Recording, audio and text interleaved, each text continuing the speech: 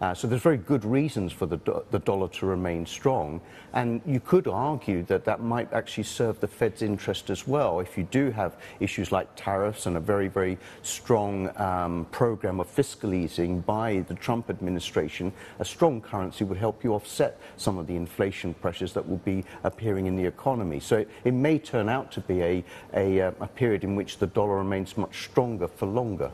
There's still a lot of uncertainty associated with what Trump's economic doctrine and what his key appointments are going to look like. So I know we're all trying to work this out, but how long is this red sweep honeymoon period going to last for in risk assets, Sean? At what point do we have to really start positioning defensively? I know some are already increasing their holdings of gold, but just how defensive do we have to be? And, I think one of the gauges is the US 10. Is it going to go back to 5%? Right.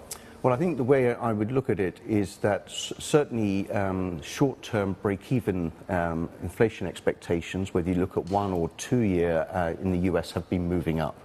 And I think that would be a very good gauge for ultimately the move in the long rates. So, for example, if the Fed actually still continues to be easing, I think break-evens would start to again widen again, and that would be the signal for the 10-year Treasury to sell off. And it'd be a sell-off on the long end that would do most of the damage for equities, because valuations are at the moment very, very high globally, and not only just in the United States, but PE multiples have moved up immensely.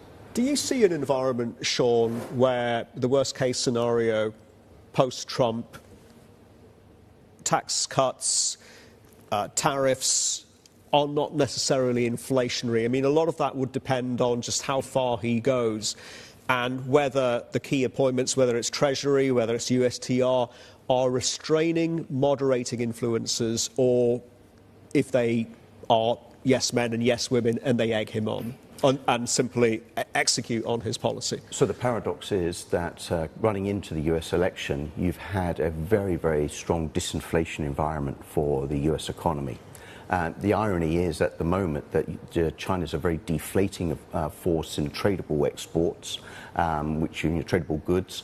So you can actually see in dollar terms that over the last 18 months, China's been dropping prices by around 20% in the global tradable goods markets, which has been immensely beneficial for the US consumer. You've had a very, very steep drop in crude oil prices. If indeed there was a peace deal between Russia and the Ukraine, you could see crude oil going down to about 55 without any of the influence now from OPEC. So by itself, there's been a backdrop of a very, very strong tailwind for the disinflation environment. Ironically, it would be a Trump administration that might reintroduce inflation through tariffs.